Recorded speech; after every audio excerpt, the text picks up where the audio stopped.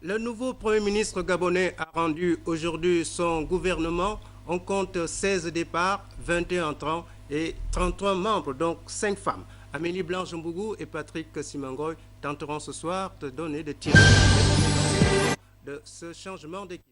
Mesdames, Messieurs, bonsoir. Merci de nous recevoir chez vous.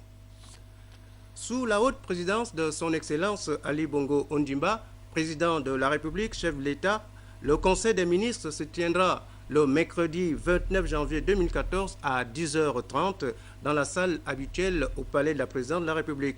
Tous les membres du gouvernement présents sur le territoire national doivent prendre part à cette réunion. En tout cas, le président de la République, Ali Bongo Ondimba, attend du nouveau gouvernement beaucoup de détermination et d'engagement à poursuivre les objectifs présentés dans le plan stratégique Gabon émergent. Les explications, Ari Rajumba et Cédric Aleka.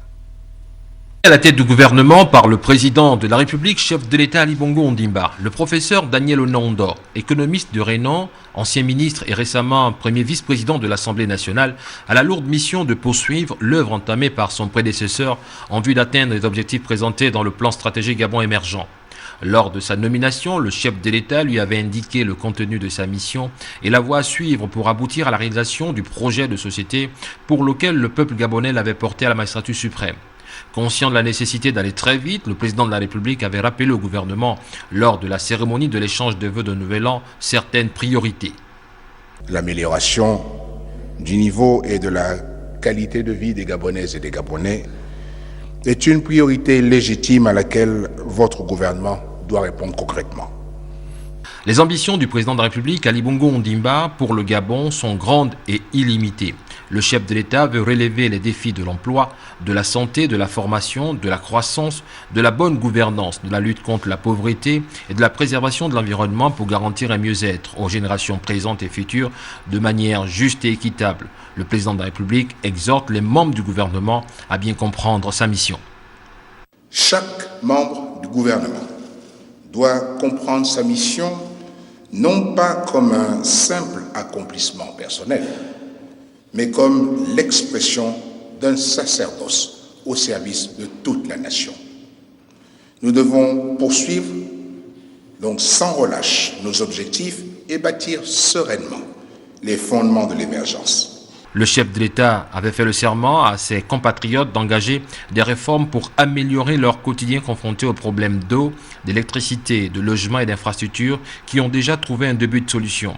Dans le domaine de la santé, Ali Bongo Ondimba veut plus d'efforts dans l'amélioration du dispositif de la CNAMGS. La qualité actuelle de l'offre de soins reste perfectible, au regard notamment des efforts consentis par les différents contributeurs financiers.